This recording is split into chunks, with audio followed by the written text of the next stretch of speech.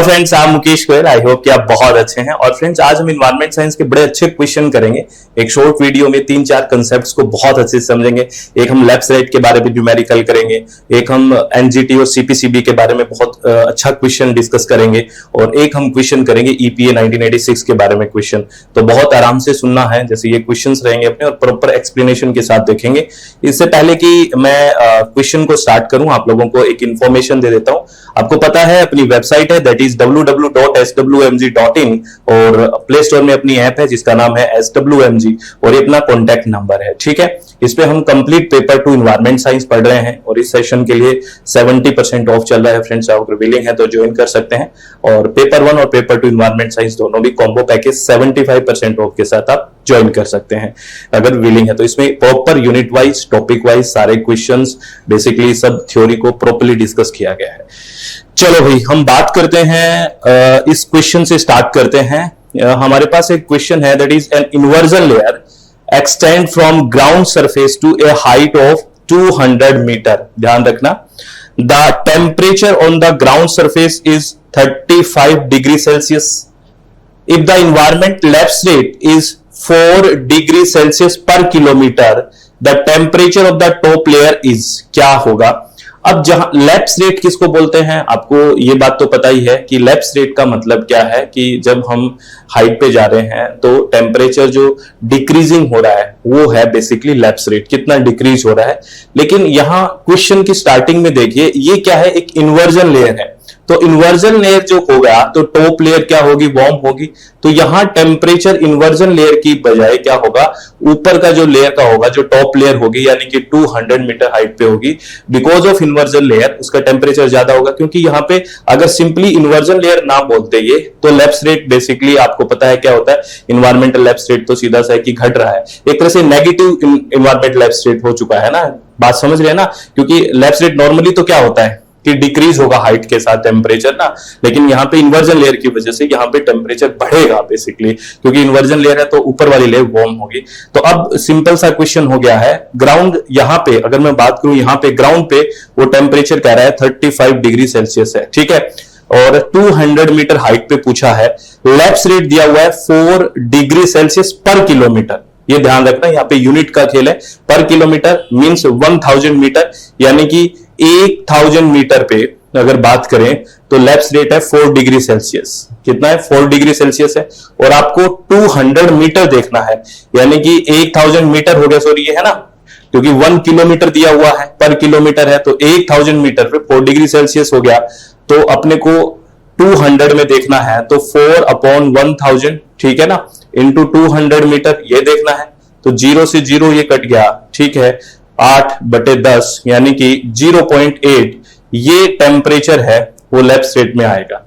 और अब इन्वर्जन है तो टेम्परेचर बढ़ेगा, तो सरफेस पे 35 डिग्री सेल्सियस है, और 200 मीटर पे यहां पे अगर टेम्परेचर देखेंगे तो 35 प्लस हो जाएगा ये 0.8 डिग्री सेल्सियस, यानी कि 35.8 डिग्री सेल्सियस।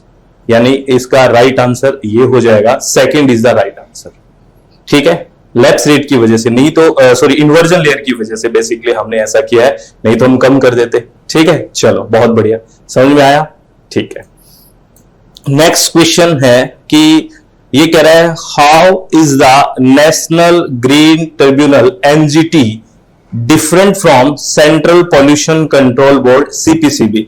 NGT है वो CPCB से डिफरेंट कैसे है, ये पूछा गया है, और बहुत सारी इंफॉर्मेशन भी देखेंगे। पहला कह रहा है, the NGT has been established by an act, ठीक है, बिल्कुल, where the CPC has been created by an executive order of the government. ऐसा है क्या, बताइए, कि जो CPCB है वो executive order of the government से हुई है? नहीं, आपको पता है CPC बनी है वो वॉटर एक्ट के तहत बनी है, और इसको जो इंपावर्ड है वो कहां से है, एयर एक्ट से है।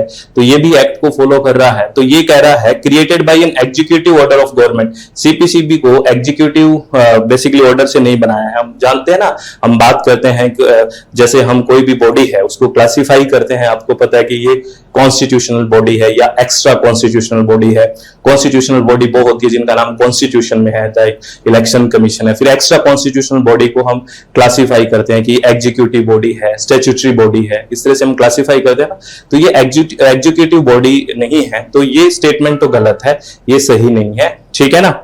और सेकंड कह रहा है the NGT provide environmental justice and help reduce the burden of litigation in the high court where the CPCB promotes cleanliness of streams and wells and aims to improve the quality of air in the country। तो ये बिल्कुल सही बात कह रहा है कि जो एनजीटी है, नेशनल जो ग्रीन ट्रिब्यूनल है, इन्वायरमेंटल जस्टिस एंड हेल्प करता है किसको, जो हाई कोर्ट वगैरह का बर्डन है इसको, क्योंकि ये देख लेता है उस मामले को, और सीपीसीबी प्रमोट करता है स्ट्रीम्स एंड वेल्स और इसका एयर क्वालिटी वगैरह को इंप्रूव करने का मकसद है। तो ये बिल्कुल स्टेटमेंट ठीक है, तो हम ये कह सकते हैं बी ओनली, यानी कि सेकंड स्टेटमेंट ठीक है। इसके बारे में थोड़ी और इंफॉर्मेशन की बात कर लेते हैं, जो अभी हम बात कर रहे थे। ये नोट है, इसको नोट की तरह संभाल के रखना। क्या कहता है ये note? The National Green Tribunal has been established under the National Green Tribunal Act 2010। ये भी याद रखना, एनजीटी कौन से एक्ट से एस्टेब्लिश हुआ है, 2010 के तहत। ये भी for effective and expeditious disposal of cases relating to environmental protection and conservation of forest and other natural resources, while the Central Pollution Control Board India is a statutory organization under the Ministry of Environment, Forest and Climate Change. It was established in 1974 under the Water Act, है ना, वो जो हम बात कर रहे थे CPCB की, और Water Act 74। The CPCB is also interested with the power and function under the Air Act 1981। तो दोनों बात यहां हो गई है, ठीक है, ये ध्यान रखना है, ये इंफॉर्मेशन भी बहुत इंपॉर्टेंट है, ठीक है।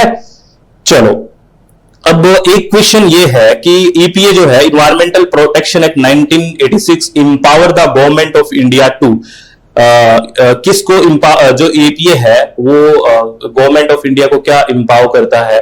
पहला कह रहा है कि state the requirement of public participation in the process of environmental protection and the procedure and manner in which it is sought। ये कह रहा है कि state the requirement of public participation. अगर ईपीए के बारे में बात करें तो इस पब्लिक पार्टिसिपेशन का इसमें नहीं है भाई, ये ध्यान रखना कि इसके बारे में इंपावर नहीं करता, इस तरह की कोई बात नहीं है। लेकिन सेकंड कह रहा है lay down the standard for emission और discharge of environmental pollutants from various source which, है ना, various which of the statement given above is correct. तो ये जो स्टेटमेंट है सेकंड, ये बिल्कुल ठीक है कि ले down the standards for emission और डिस्चार्ज। ये इस एक्ट में जो सेक्शन है उसके तहत इनको ये इंपावर है कि ये इमिशन और डिस्चार्ज इन्वायरमेंट पोल्यूटेंट्स जो भी वेरियस सोर्स से हो रही है उनको बेसिकली क्या कर सकते हैं, उनका स्टैंडर्ड बना सकते हैं, ठीक है। तो इसका जो सेकंड स्टेटमेंट है वो बिल्कुल ठीक है ना, पहला स्टेटमेंट ठीक नहीं है। तो ये आपको कुछ इंफॉर्मेशन बहुत शॉर्ट में आपको मिल गई है। आपको कैसे लगी आप एक बार प्लीज बताना, अगर अच्छी लगी तो इस तरह की इंफॉर्मेशन अच्छी अच्छी हम शेयर करते रहेंगे without any wasting of time. तो ऑल द वेरी बेस्ट, अपने चित्त को शांत रखें, बी काम। और फिर मैं आपको कह रहा हूं कि अगर आप चाहते हैं कि कंप्लीट इन्वायरमेंट साइंस हम पढ़ें तो अपनी वेबसाइट www.swmg.in और मोबाइल ऐप SWMG पे जाके हम ज्वाइन कर सकते हैं। इसमें यूपीएससी के लिए भी बेसिकली सारे कंसेप्ट्स, यूजीसी नेट के लिए भी और पेपर 1 भी अगर आप चाहो तो कॉम्बो पैकेज के साथ ज्वाइन कर सकते हैं। तो बहुत बहुत धन्यवाद, टेक केयर, आप लोग खुश रहे। Thank you, thanks a lot friends.